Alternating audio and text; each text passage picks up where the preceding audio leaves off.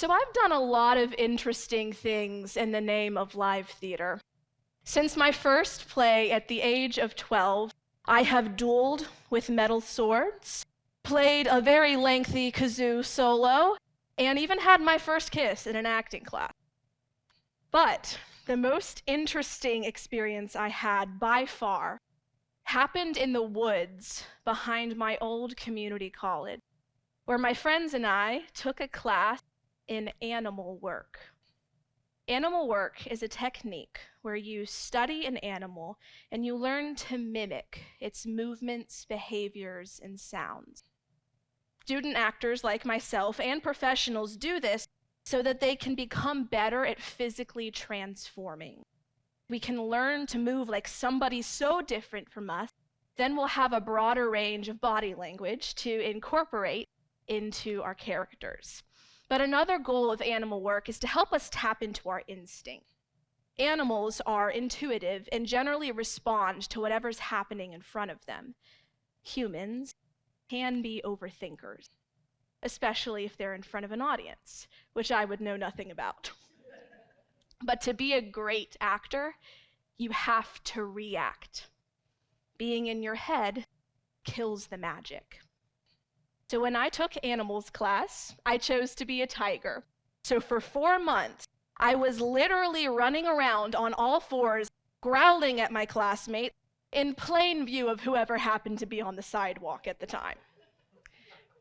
And while it was one of the strangest things I have ever done, it was transformative for my perspective on life.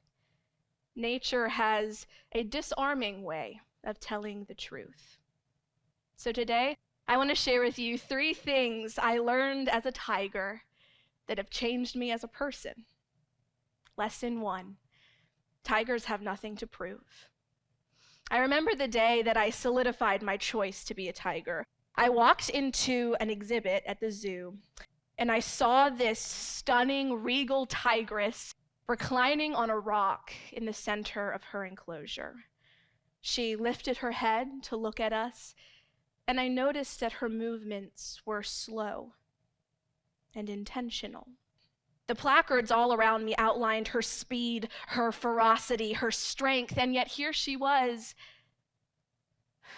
at peace. And as I looked at this embodiment of grace and power, I thought, I didn't know I could be both.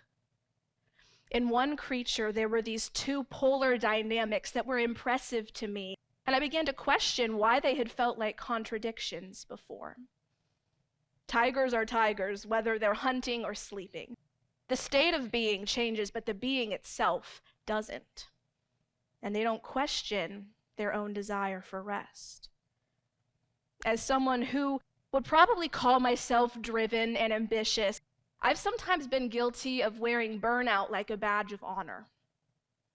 I wonder if anybody relates to that, or if maybe you've caught yourself saying things like, I don't need a break, or my personal favorite, we could sleep when we're dead, right?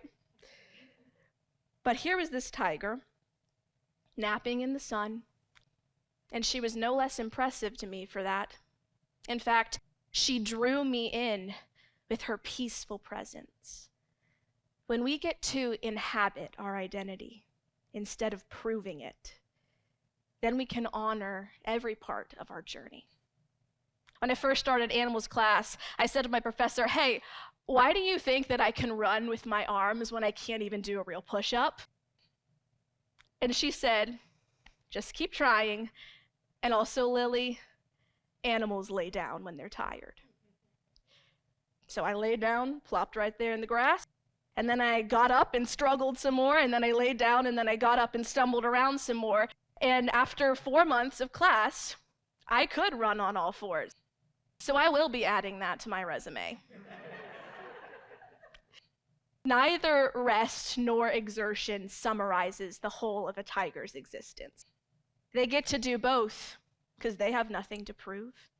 And just like that, neither running nor respite is meant to be your entire identity. You get to be more than one thing. because you have nothing to prove. When we release the need to prove ourselves constantly, that's when we get to make slow but consistent progress. Rest requires self-compassion and self-worth, and growth requires courage. The laying down, the getting back up. Both of these are traits of someone who knows who they are. Lesson 2. Tigers fight their enemies. Animal work is a masterclass in the fight or flight instinct. Many of our exercises had to do with defending our territory and our pretend offspring. I was an actor, but I was also just a tiger, standing in front of a lion, asking him not to steal my stuffed tiger cub.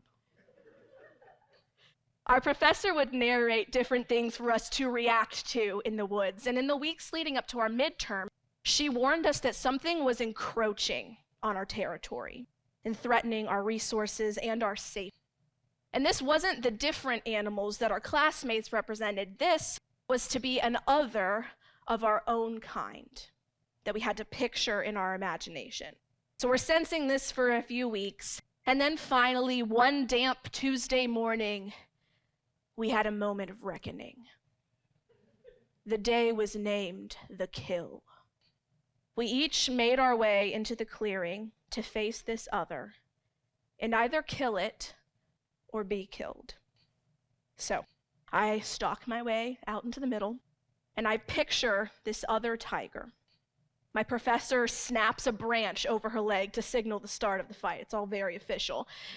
And then this other creature is running at me, and suddenly I am leaping through the air. I am clawing, biting, scraping, wrestling it to the ground. And after going for the jugular and finishing him off, there's silence.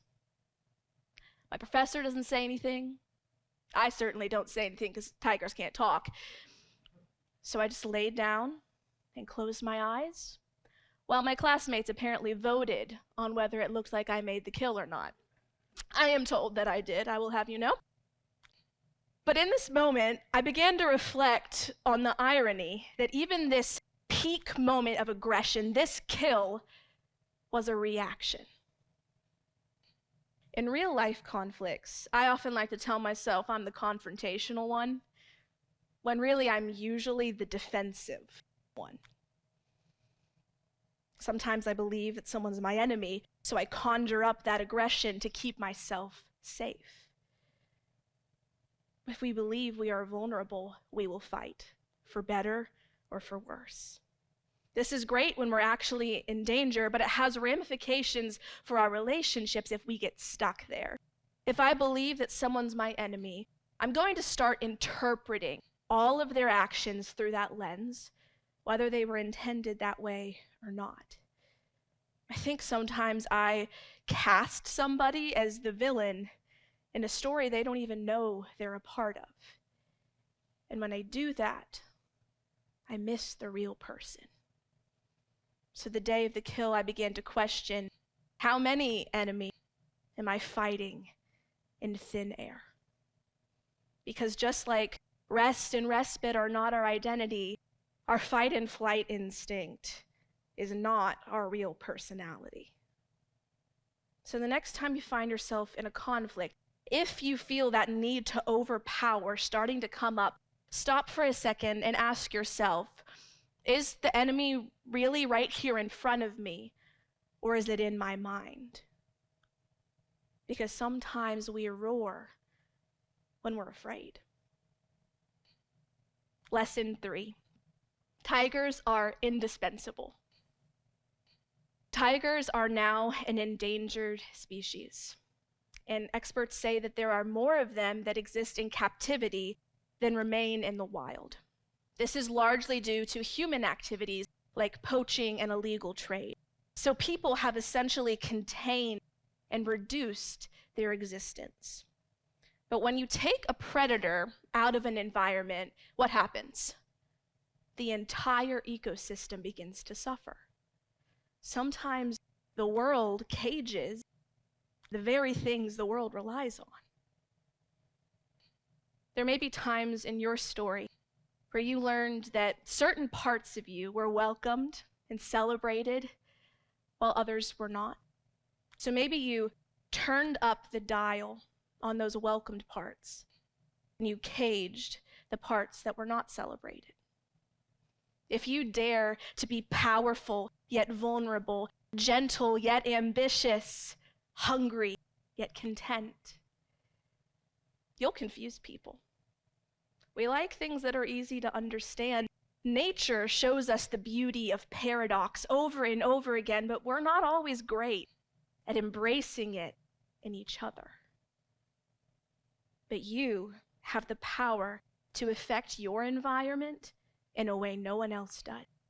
Nobody else on this planet has your exact combination of strengths, experiences, talents, passions.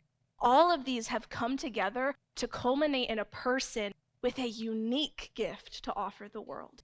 And when you hide parts of yourself, you diminish that gift.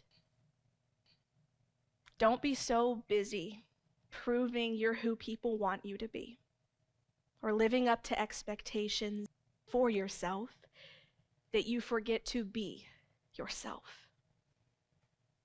We need your creativity.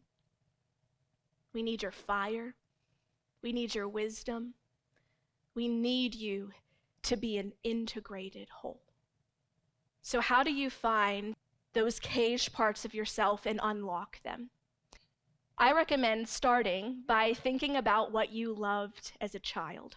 For me, the reason acting has led to so much revelation is that it re-engages my sense of wonder. So when you played pretend, what were the subjects? Were you dancing?